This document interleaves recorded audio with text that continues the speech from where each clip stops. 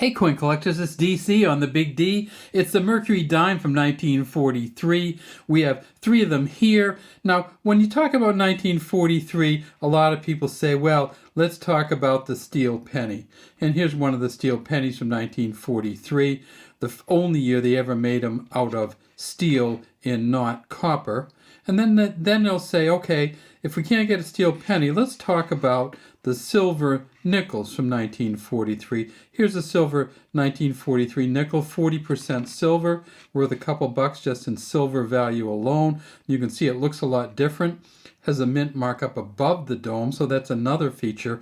But even though those coins are very, very valuable, don't go to sleep on these 1943 Mercury dimes. For each one of these here, there's a San Francisco mint here, a Philly here, and a Denver, and you can see the mint marks are way down here. On the Philly, there's no mint mark on the back, so we just let you see the front of this one. At the Philadelphia Mint, they've sold one for $19,550.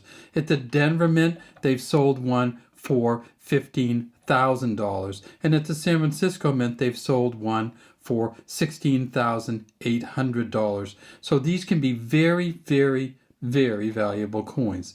Let's start with the Philadelphia Mint coin right here. We see it says Liberty around the top. It's Lady Liberty wearing a Phrygian cap, and it's somehow got the moniker Mercury because it looks a lot like the Roman god Mercury. At the top we see the E and the R are both entwined in this cap, and the cap has wings on it. The Phrygian cap is for freedom of thought, and the image is that your thoughts can just kind of fly away.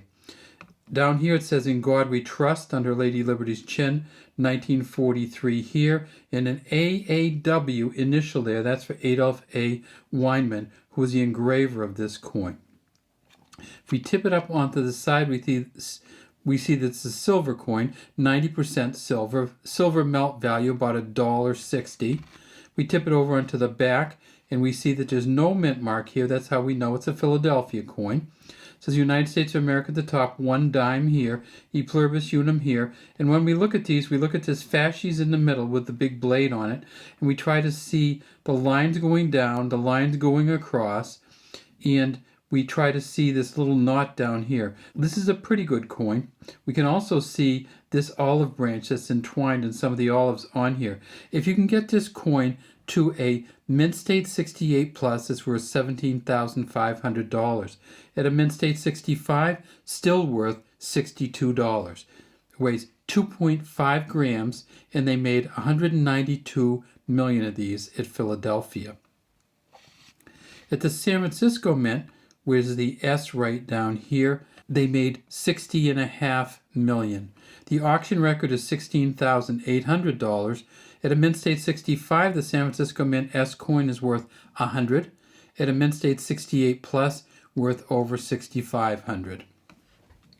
And then finally, they also made these at the Denver Mint, and that's this D that you can see down here.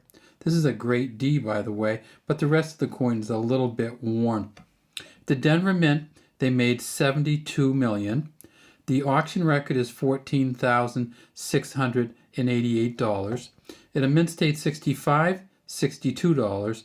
At a mint state 68 plus, $15,000 plus dollars. Then there's two repunched mint mark varieties. So when you get the Denver Mint, always look at that D to see if you have any doubling or see if it looks in any way like there's two D's on there. And usually the way you'll be able to tell is there'll be another line through the middle of this D and maybe a little tiny bit of a line underneath where the first D sticks out. They're relatively easy to get in kind of worn fashion like these ones here are.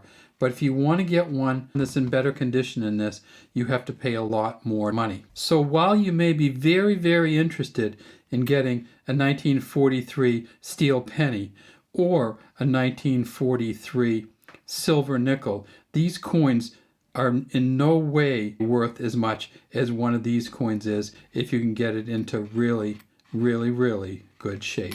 All right, that's all we have today from Big D Coins. Please subscribe to the Big D Coin channel and leave any comments you have in the comments section.